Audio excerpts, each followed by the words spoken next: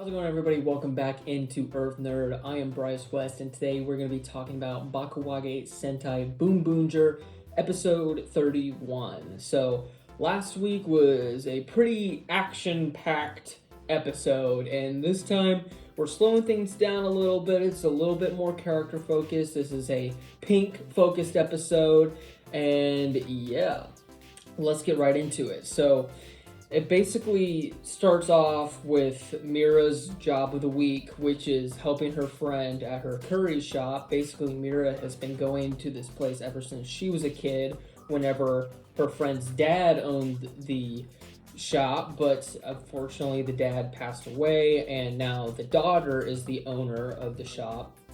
However, business has not been doing as well because there's something not right with the recipes. There's something that she's not getting right with her dad's recipe. And meanwhile, the Hashilians are up to no good once again. They have made this clock time monster thing, and they basically opened their own curry restaurant, and their whole thing is that they give people the food and then they speed up time so they don't remember eating it, and then they go back in line for more. Okay. And some of the rangers end up trying to investigate this place, and they get trapped there trying to eat the curry over and over and over again.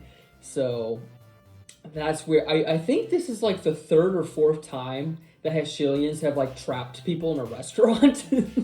So I thought that was kind of unusual, but that's okay, I guess. And then also going on in this episode, Gemba is trying to infiltrate the base. He talks to Mad Rex for a few seconds, and then Mad Rex is he asks Mad Rex, where's this race? And Mad Rex is going like, he's in the other room. You have Adam. But, once you defeat this race, make sure to have Boon Red come and kill me. And I'm like, whoa, dude! What's going on there? So, that's interesting. I don't know why Mad Rex wants to voluntarily be, destroyed by Boon Red, but, okay. And so Gimba goes in there, and, surprise, this race was ready for him. It was a trap or whatever, and, he gets his butt kicked. But anyway, in the meantime, Taya is trying to help Mira figure out what's going on with the recipe or whatever. He's not really too much help, so he goes to figure out what's going on at the other place. He goes, what are y'all doing here? like what's wrong with you all? And the other rangers basically start attacking him, and then the time monster shows up, and Taya has to take care of some things there. And then Mira eventually is like, maybe we got this all wrong. Maybe we're not stewing it properly. Maybe we need to spend more time making this curry.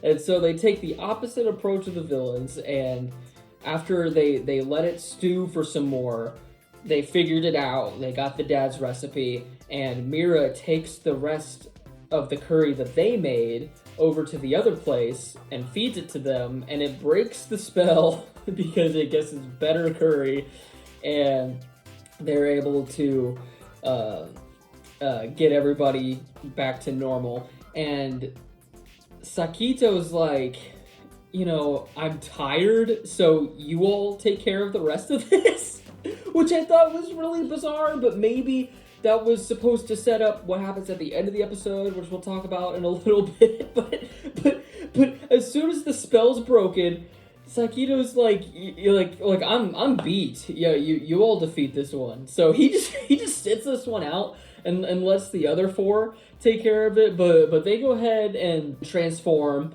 and then since it is a Mira focused episode, she basically solos the guy, and they're able to defeat him. And then of course grows big, we do the whole giant mech thing, and then that's that. At the end of the episode, business is booming, things are doing great, the Rangers can't even get in, so they even the Boonboomgers have to wait in line at the curry shop, so that tells you things are going pretty good for them. But for the curry shop owner, that is, but not the Boonboomgers. They're hungry.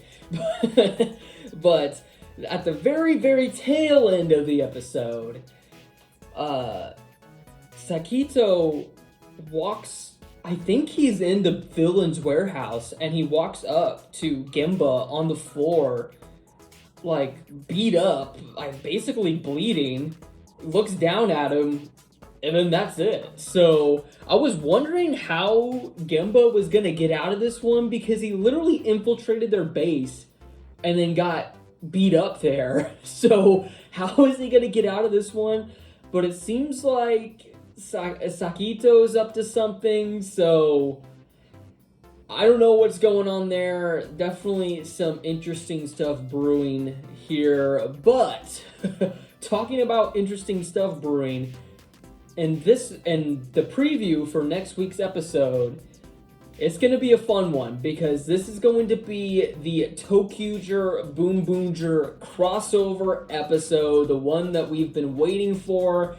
I'm pretty excited to see how they pull this one off. We're getting red and orange at least in this one, so that is really cool. I hope they do more with this crossover than they did with the Go Andra crossover. I hope it actually has something to do with what's going on in the show, because I was a little disappointed in what they did with the Go Andra crossover, but we'll have to wait and see. I am excited to see what they do with it. With that being said, let me know in the comments below what your thoughts were on this week's episode of Bakuage Sentai Boonboomger. I thought it was a fun one. There wasn't too much story development going on, but and there wasn't as much action as last time, but I think solid character-focused episodes like this are good to have. But like I said, let me know in the comments below what you thought, and stay tuned tomorrow for my review of this week's episode of Kamen Rider Gabu.